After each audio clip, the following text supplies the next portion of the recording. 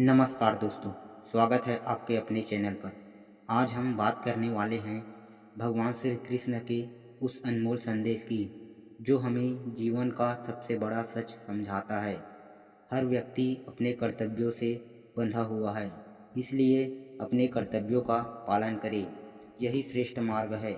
दोस्तों, कर्म यानी कर्तव्य वो धागा जो इंसान की पूरी जिंदगी को जोड़ता है। श्री कृष्ण कहते हैं कि हमें जो भी भूमिका मिली है, चाहे वह बेटा, पिता, माता, पति, विद्यार्थी, कर्मचारी या नागरिक की हो, हर भूमिका के अपने कर्तव्य होते हैं और इन कर्तव्यों को सही भावना से निभाना ही सबसे बड़ी पूजा है। कर्म करके व्यक्ति केवल अपना जीवन ही नहीं संवारता, बल्कि पूरे समाज के संतुलन को बनाए रखता है।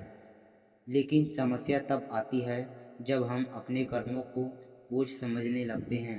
हम सोचते हैं कि क्यों हमेशा मैं ही जिम्मेदार हूँ, क्यों मुझे ही करना पड़ता है। यहीं पर श्री कृष्ण का संदेश हमें दिशा देता है। वो कहते हैं कर्तव्य बोझ नहीं, अवसर है, स्वयं को बेहतर बनाने का अवसर। जब हम बिना फल की चिंता किए पूरे मन से अपना काम करते हैं तो हमारे भीतर का अहंकार टूटता है और हमारे कर्म हमें ऊंचा उठाते हैं। कर्म करते समय याद रखने वाले तीन मुख्य बातें।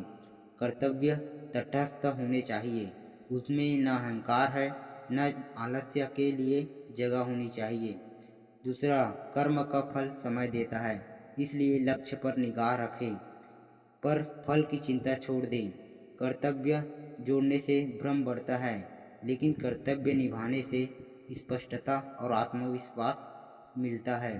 श्री कृष्ण कहते हैं श्रेष्ठ वही है जो अपने कर्मों को समर्पण और निष्ठा के साथ निभाता है। आप समाज में कहीं भी हो, जो भी काम करते हो, बस एक बात याद रखें, आपका कर्तव्य ही आपकी असली पहचान है। तो दोस्तों, आज से ही अपने छोटे बड़े काम को कर्तव्य समझकर करें, यही जीवन का सच्चा धर्म है।